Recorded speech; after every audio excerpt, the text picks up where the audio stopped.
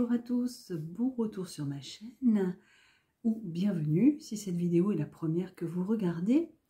Aujourd'hui, je vous propose un questionnaire de révision en lien avec l'UE 2.4 du semestre 1 sur les processus traumatiques.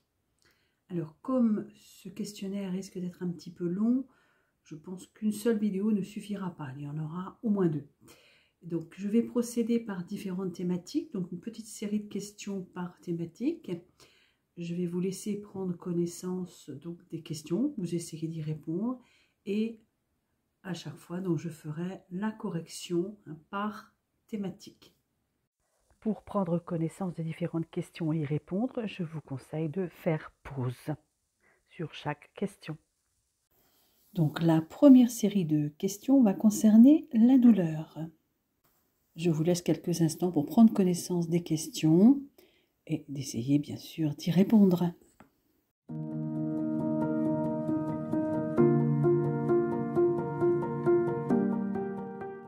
Donc pour cette première question où il fallait voir quelles étaient les caractéristiques d'une douleur inflammatoire, les réponses étaient la A, la B et la C. Les douleurs inflammatoires les plus fréquentes sont dues à une lésion des tissus, par piqûre, par infection, etc.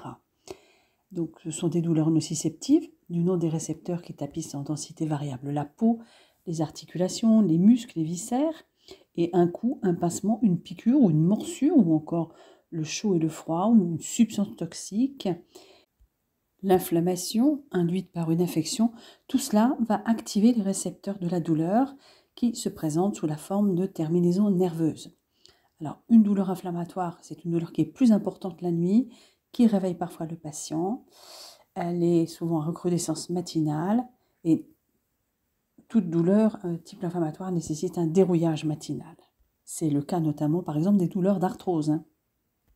La question 2 concernait la définition d'une douleur exquise. Alors, il s'agit d'une douleur vive et localisée en un point très précis et limité, c'est-à-dire la réponse A. La question 3 était relative à la douleur chronique. Donc, comme vous le savez tous, la douleur est définie comme une expérience sensorielle et émotionnelle désagréable liée à une lésion tissulaire existante ou potentielle ou décrite en termes évoquant une telle lésion. C'est la définition de l'International Association for the Study of Pain. Donc, elle est donc ce que la personne qui en est atteinte dit qu'elle est. Et la douleur chronique ou syndrome douloureux chronique est un syndrome multidimensionnel. Lorsque la douleur exprimée, quelle que soit sa topographie et son intensité, persiste ou est récurrente au-delà de ce qui est habituel pour la cause initiale présumée. Elle répond aussi insuffisamment au traitement ou entraîne une détérioration significative et progressive des capacités fonctionnelles et relationnelles du patient.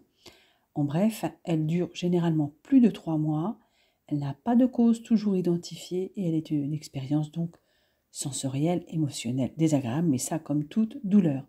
Donc les réponses étaient A, C et E. La série suivante donc, concerne la peau, les plaies et les brûlures. Je vous laisse en prendre connaissance et essayer de répondre.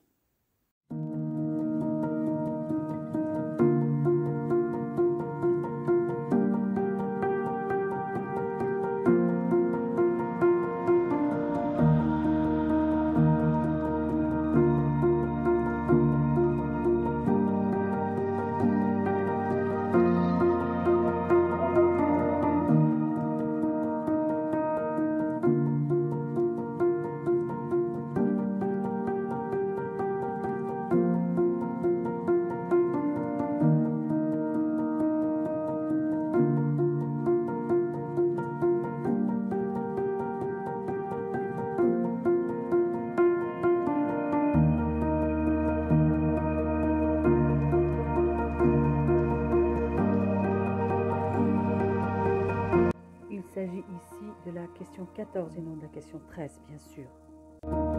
Voyons maintenant la correction de cette série sur la peau, les plaies et les brûlures. Donc, la question 4 concernait la composition de l'épiderme. Les bonnes réponses sont bien sûr A, la couche cornée, B, la couche granuleuse et D, la couche basale. La question 5 est relative à la conduite à tenir en cas de plaie simple. Et les bonnes réponses sont A, le lavage, la désinfection et pansement, et D, asseoir ou allonger la victime. Alors, il y a bien sûr des questions à se poser pour connaître la gravité d'une plaie. Déjà, la blessure est-elle étendue? Est-elle profonde? La plaie se trouve-t-elle dans une zone à risque, comme le visage? La blessure est-elle due à la morsure d'un animal ou d'une personne? Et la plaie contient-elle encore de la saleté ou un corps étranger après le rinçage? Et dernière question à se poser, c'est si la personne blessée est atteinte d'une maladie particulière. Alors, la question 6, il s'agit de la conduite à tenir face à une plaie délabrée de jambes. Alors, que fallait-il répondre? Il fallait répondre A, injecter une antibioprophylaxie intraveineuse à large spectre, sur prescription médicale bien sûr, rechercher la présence d'un poupée-dieu, soulager la douleur par l'injection dentalgique et vérifier le statut vaccinal antitétanique. Il s'agit d'une plaie délabrée et vraisemblablement souillée. Si l'administration d'un dentalgique paraît évidente, puisque une plaie, eh bien, ça fait mal, rechercher la présence d'un poupée-dieu, eh bien, c'est relatif à la présence d'une plaie vasculaire. Donc, le poupée-dieu montre effectivement qu'il n'y a pas d'atteinte vasculaire qui pourrait entraîner une ischémie. Donc, dans la question 7, il fallait trouver les réponses exactes concernant les plaies de l'avant-bras. Donc, il fallait répondre A, laver la plaie à l'eau et au savon, qui permet d'éliminer d'éventuels corps étrangers, et B, laver la plaie à l'eau et au savon afin de diminuer le risque d'infection de la plaie. Il ne faut pas oublier en effet que la plaie sera plus facilement souillée avec une ouverture du dehors en dedans, plutôt que d'ouverture du dedans en dehors. La question 8 concerne la réfection d'un pansement de plaie de main. Alors il fallait répondre B, elle est journalière, C, elle est précédée d'un lavage simple des mains, et E, elle respecte autant que possible la mobilité des doigts. La question 9 est relative à l'objectif d'un pansement d'une plaie de main dans le cadre d'une cicatrisation secondaire. Donc les réponses exactes sont D, protéger la plaie, et E, réduire le risque infectieux. Alors quand on dit protéger la plaie, c'est aussi protéger la plaie même si elle est suturée. Question 10. Lors de l'étape inflammatoire de la cicatrisation, bien, les réponses sont A, les déchets et tissus nécrosés sont éliminés. Et ensuite C, les granulocytes neutrophiles participent à l'élimination des bactéries. En effet, après l'arrêt du saignement, la phase inflammatoire permet de nettoyer les cellules mortes et les micro-organismes. Les substances provenant des cellules détruites, les cytokines, assurent la vasodilatation des capillaires autour de la zone de la plaie. Ceci permet aux granulocytes, qui sont des globules blancs, d'arriver au niveau du tissu endommagé. Et ils se transforment alors en macrophages qui nettoient les cellules mortes et sont capables d'en faire des bactéries donc inoffensives. Ce processus est appelé la phagocytose. Et la fonction des macrophages est multiple puisqu'ils permettent aussi bien la détertion que la stimulation de la phase de réparation en sécrétant des facteurs de croissance nécessaires. Dans une plaie, les vaisseaux lymphatiques de drainage peuvent être endommagés et ne sont plus en mesure de mener cette humidité suffisante. Et cela se traduit par un gonflement. Et les toxines des cellules endommagées stimulent également les nerfs de la douleur. Donc tous les symptômes classiques de l'inflammation sont réunis: rougeur, chaleur, enflure et douleur. Et si la plaie est complètement propre, la phase suivante peut démarrer. Voyons la question 11. Il s'agissait donc de retrouver les signes d'une brûlure de 2e degré parmi les propositions. Il fallait donc répondre B, la douleur, et D, les phlyctènes. La brûlure du 1er degré correspond à un simple érythème. La peau est rouge, sèche, douloureuse. C'est par exemple le cas du coup de soleil superficiel. Mais la brûlure du 2e degré superficielle est caractérisée par des phlyctènes qui apparaissent soit immédiatement, soit dans les heures suivant la brûlure. Alors il existe aussi un 2e degré plus profond où les phlyctènes sont généralement percés. Et sous ces phlyctènes, le derme est décoloré et la douleur est faible. Alors que dans la brûlure du 2e degré superficiel, le derme est rouge et la sensibilité est conservée. Donc paradoxalement, l'absence de douleur est un signe de gravité dans une brûlure avec phlyctène. Voyons la question 12 sur les brûlures du 3e degré. Il fallait cocher la réponse B. Tous les récepteurs sensoriels cutanés sont détruits. En effet, dans une brûlure du 3e degré, la peau est cartonnée, blanche ou brunâtre et insensible. Mais la périphérie de la brûlure peut, elle, être douloureuse. Alors, les poils, bien sûr, sont brûlés et une atteinte plus profonde peut atteindre les masses musculaires profondes et entraîner des infections. Alors, la peau est brûlée en profondeur et donc les vaisseaux sanguins et les terminaisons nerveuses sont détruits. Alors, question 13, les complications possibles suite à des brûlures sont C, un choc hypovolémique, D, une insuffisance rénale et E, l'infection. En effet, l'hypovolémie est liée à la perte parfois importante de sérum lors de la brûlure. Qui dit brûlure étendue dit souvent déshydratation. Et le choc hypovolémique après brûlure est la principale cause d'insuffisance rénale aiguë. Quant à l'infection, il ne faut pas oublier que la peau est la barrière naturelle contre les infections. Donc la peau étant détruite, bien entendu, les infections surviennent beaucoup plus facilement. Question 14. Concernant les conseils à donner à une personne porteuse d'une plaie guérie. Alors il s'agissait de répondre B. Proscrire le pansement de protection. C. Masser la cicatrice pour assouplir les tissus. Et D. Hydrater la zone cicatricielle avec une pommade. En effet, lors d'intervention, les tissus cutanés plus profonds sont généralement lésés, ce qui entraîne la formation d'une cicatrice. Ça se produit également avec une plaie accidentelle. Donc cicatrice avec un tissu composé de fibres de collagène. La formation de cicatrices témoigne du processus de guérison de notre peau et constitue une partie importante de la cicatrisation des plaies. En ce qui concerne par exemple les plaies opératoires, les soins des cicatrices après une opération commencent après la fermeture complète de la plaie ou avoir retiré les fils. Et il s'agit de rendre à la peau son élasticité. Donc un massage de la cicatrice peut avoir un effet positif sur l'évolution de la cicatrice. Le fait de masser la cicatrice après une opération renforce la circulation sanguine et assouplit les adhérences dans le tissu conjonctif. Et il en est de même donc pour l'hydratation de la zone cicatricielle. Voyons maintenant quelques questions en lien avec les généralités sur les mouvements. Je vous laisse regarder et répondre.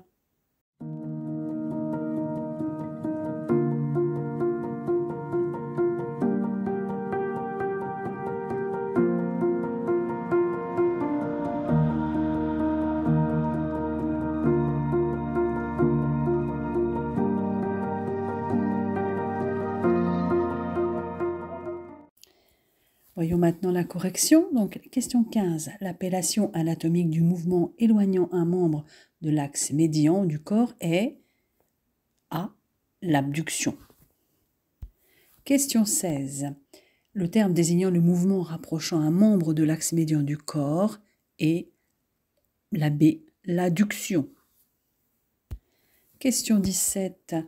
Le terme désignant le mouvement de rotation de l'avant-bras qui amène la paume de la main en avant tournée vers le haut, c'est la D, c'est la supination. La supination comme supplier, les paumes vers le ciel. Question 18. Le terme désignant le mouvement circulaire d'un membre, c'est la C, c'est la circonduction. Alors voici maintenant une série un petit peu plus longue sur les articulations et les os. Je vous laisse en prendre connaissance et essayer de répondre.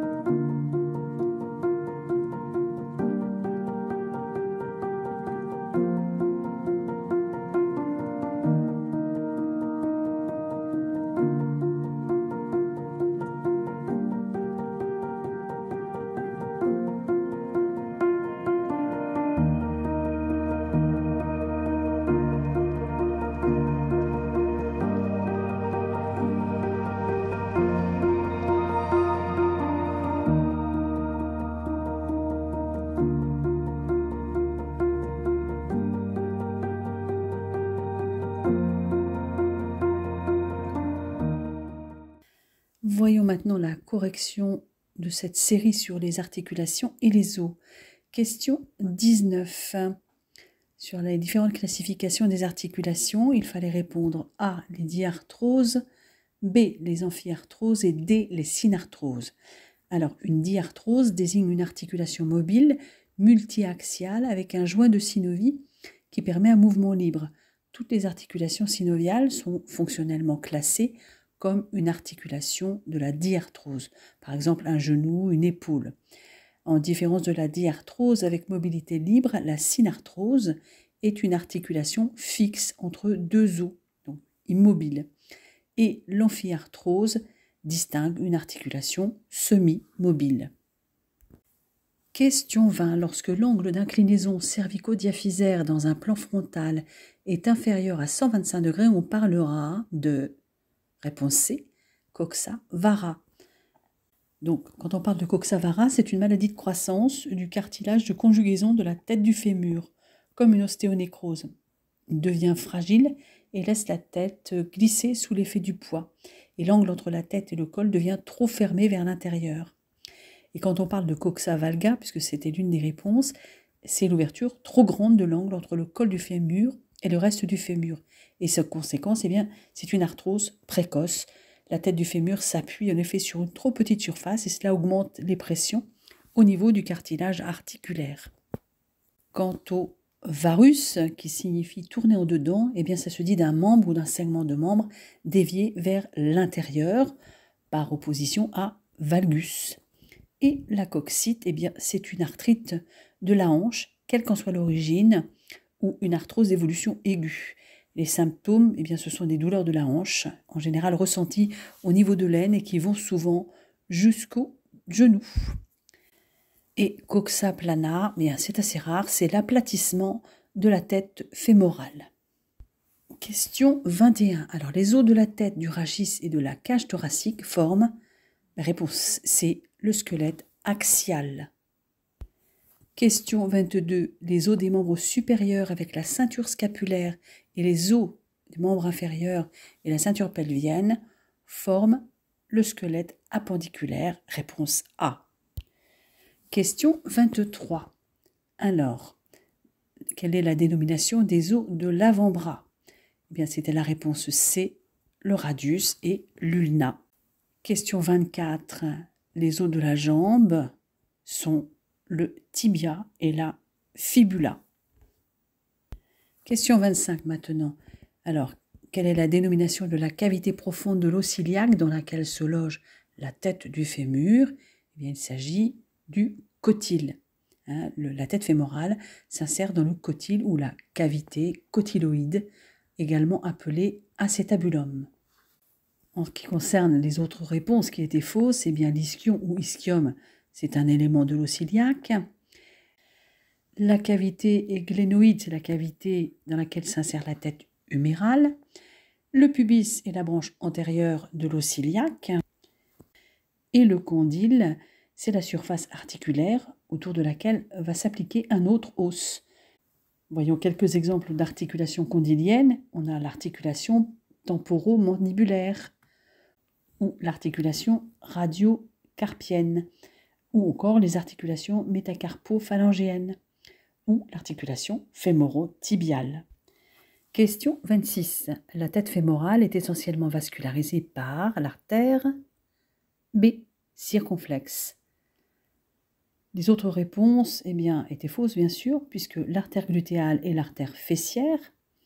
Les artères poplitées sont issues des artères fémorales homolatérales au niveau de l'arcade des adducteurs, et chaque artère se dirige vers le bas pour se diviser et donner naissance à l'artère tibiale antérieure et au tronc tibio-fibulaire, qui se divisera en artère fibulaire et artère tibiale postérieure, située derrière le genou.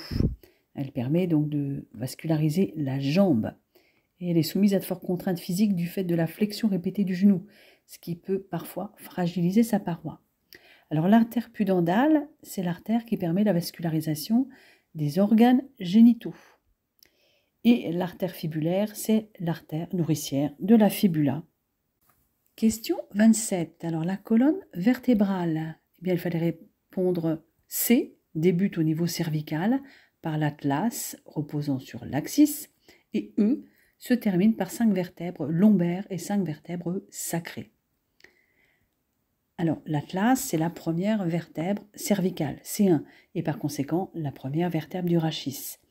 Et elle porte la tête par analogie au titan grec, Atlas, qui porte le monde. L'axis est la deuxième vertèbre cervicale, et elle définit un axe de rotation pour l'atlas avec son processus odontoïde, ou dent de l'axis.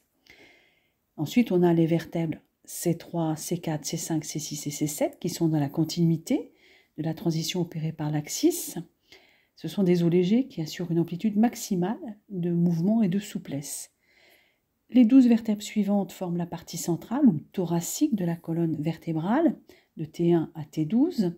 Donc elles sont situées dans la partie supérieure du dos et chacune des vertèbres dorsales ou thoraciques s'articule à une côte. Donc, et situées ensuite dans le bas du dos, les 5 vertèbres lombaires, plus massives, portent le poids de la tête et du tronc, donc de L1 à L5. Et ensuite, nous avons le rachis sacré ou sacrum, également appelé rachis sacral, avec 5 vertèbres sacrées qui sont soudées à l'âge adulte et ne forment plus qu'un seul bloc osseux appelé sacrum. Et donc on les dénomme par les lettres S de S1 à S5. Et enfin, le rachis coccygien ou coccyx qui fait suite au sacrum et constitue l'extrémité inférieure du rachis, est jeté en avant et il peut être le siège de douleur lors d'un choc sur le postérieur ou même de fracture luxation. Et il est composé donc de vestiges osseux de la queue des mammifères. Il y a 4 ou 5 vertèbres coccygiennes qui sont soudées entre elles. Question 28. La moelle épinière se termine en réponse C, L1, L2. Question 29. Concernant donc les éléments anatomiques de la cage thoracique, il fallait répondre A, la trachée, B, les poumons, C, le cœur et E, l'isthme aortique. Le seul qui n'était pas bon, c'était la rate. Question 30. Le tissu osseux se compose A, d'une trame protéique et D, de substances minérales. Question 31. Le tissu osseux se structure en os, réponse A, compact, et réponse E, spongieux. Nous allons maintenant passer à une série relative à des généralités sur les fractures. Je vous laisse un petit peu de temps pour lire et répondre.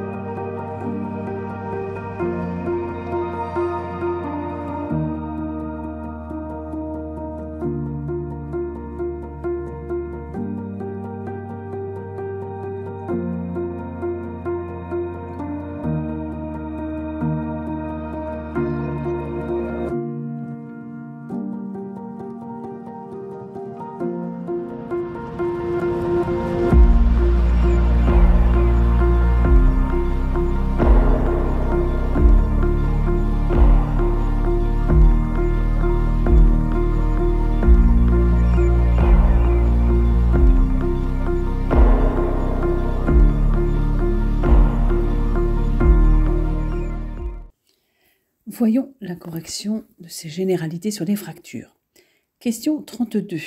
La définition d'une fracture, c'était la réponse C, une rupture de continuité de l'os.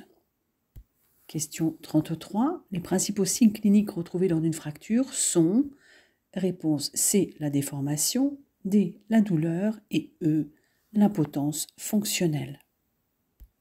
Question 34. La fracture diaphysaire est Réponse B, une rupture de la continuité de la corticale d'un os long. Question 35. Une fracture complète se caractérise par, réponse D, une absence de continuité entre les fragments osseux. Question 36. Alors, les facteurs permettant de mesurer la gravité d'un traumatisme sont A, la cinétique au moment de l'accident, et D, l'éjection du véhicule. En effet, l'éjection d'un véhicule et par exemple les accidents à très haute cinétique sont des facteurs de grande gravité avec des chocs très violents. Question 37. Alors, une fracture ouverte de la jambe, A, présente un risque infectieux, B, un risque thromboembolique, et D, nécessite de vérifier et de mettre à jour, si besoin, la vaccination antitétanique du patient. Question 38. Les signes cliniques pouvant être présents lors d'une fracture ouverte de la jambe sont A, une déformation de la jambe, C, une lésion cutanée, puisque c'est une fracture ouverte, et D, la disparition des poux périphériques, puisqu'il peut y avoir une lésion vasculaire. Question 39. Les lésions recherchées lors de l'examen infirmier initial d'une personne souffrant d'une probable fracture sont des lésions cérébrales, des lésions cutanées et des lésions neurologiques. Donc B, C et E. Alors, en ce qui concernait les réponses erronées, des lésions acrales sont des lésions des extrémités, par exemple c'est des engelures. Et une lésion focale est caractérisée par une lésion tissulaire qui est parfois infectée ou représentée par une excroissance. Une lésion focale est une lésion localisée, bien circonscrite avec des limites nettes. Et on parle de lésion multifocale lorsque plusieurs lésions focales s'étendent et finissent par se rejoindre pour former un réseau. Question 40. Les principaux signes cliniques retrouvés lors d'une fracture. C'est une question que j'ai déjà posée. Je crois que c'était la question 33, donc je passe. Question 41. Parmi les propositions suivantes concernant le type de déplacement fracturaire, il fallait cocher les réponses exactes qui sont B, puisque la 1, il s'agit d'une translation, et E, en 2, il s'agit d'un chevauchement. Je vous ai mis sur ce petit schéma les différents types de déplacements, translation, chevauchement, que nous venons de voir, mais aussi l'angulation, la rotation, le diastasis et le tassement. Question 42. En quoi consiste le protocole RIS?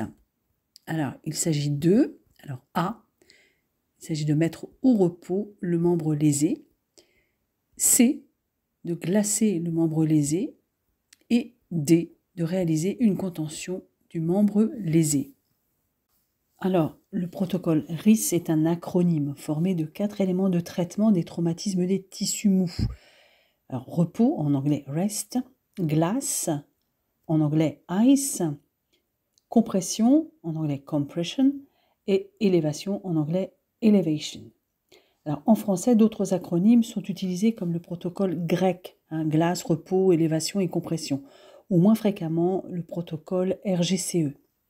Alors, le protocole grec est considéré comme un traitement de premier secours plutôt qu'un remède contre les lésions des tissus mous. L'objectif est de gérer l'inconfort. Question 43. Les étapes chronologiques du processus de réparation d'une fracture sont, c'était la réponse B. La première étape est la phase inflammatoire avec formation d'un hématome périfracturaire. L'étape 2, c'est la phase de tissu conjonctif avec hypervascularisation qui entraîne la résorption de l'hématome, permettant son remplacement par du tissu conjonctif qui devient ensuite du cale conjonctif ou cale mou, une formation osseuse nouvelle qui soude les fragments d'un os fracturé. L'étape 3, c'est la phase d'ossification où le cale conjonctif devient le cale osseux ou cale dur.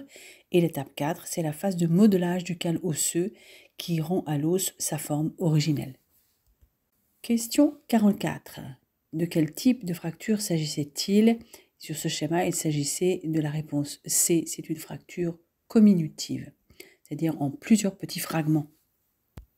Question 45, là il s'agit d'une fracture spinoïde, c'était la réponse A.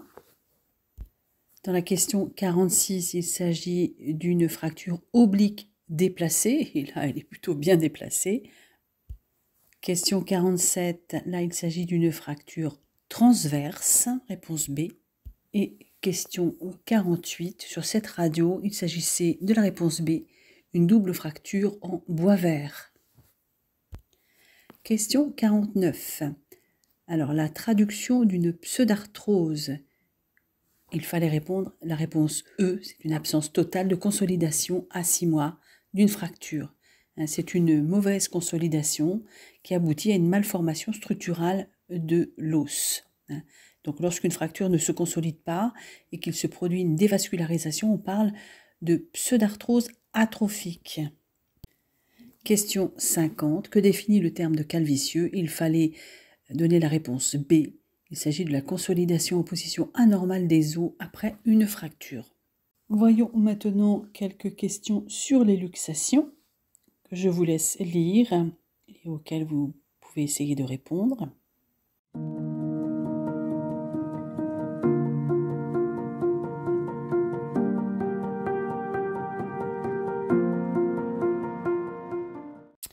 Donc là, ça a été rapide puisqu'il n'y avait que 2 questions. Donc, question 51, la luxation est une perte permanente. Réponse D, du contact entre les surfaces articulaires. On a une perte incomplète des rapports normaux d'une articulation, ce qui expose au risque de compression nerveuse. Question 52, les luxations, il y avait plusieurs réponses, il fallait répondre A, expose au risque de compression nerveuse, comme je viens de vous le dire à l'instant. Et ensuite, il fallait répondre E, expose au risque de compression vasculaire. Alors, il est bien évident qu'elle nécessite une radiographie, même si le diagnostic clinique peut paraître très en faveur. Ensuite, elles ne se réduisent pas exclusivement au bloc opératoire, on peut le faire aussi en cabinet médical ou sur le terrain. Et ensuite, l'articulation coxofémorale n'est pas la plus touchée. Dernière série de questions pour cette première partie sur les traitements usuels des fractures que je vous laisse lire et auxquelles vous devez essayer de répondre.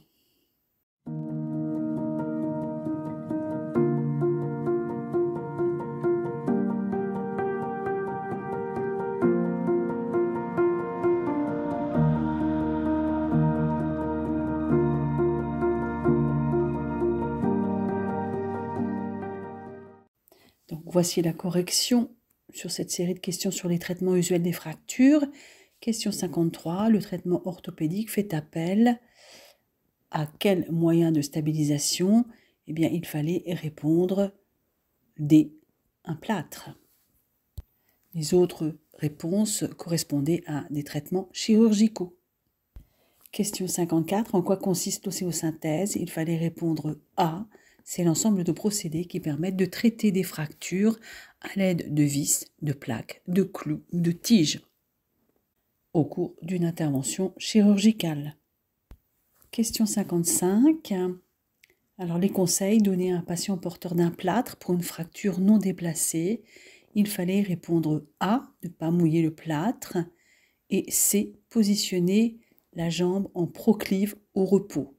Alors là on parlait de la jambe, c'est la même chose effectivement pour le bras, où il faut généralement surélever le bras au repos. Question 56, c'est dernière question. Concernant le fixateur externe, il fallait répondre B, présente un risque d'infectieux, puisque c'est un corps étranger qui pénètre dans la peau et les muscles, et il atténue la douleur du patient en immobilisant tout simplement la fracture. Voilà, c'est terminé. J'espère que cette première série de questions vous a permis de revoir un certain nombre de notions. Donc je vous dis à très bientôt pour la seconde partie.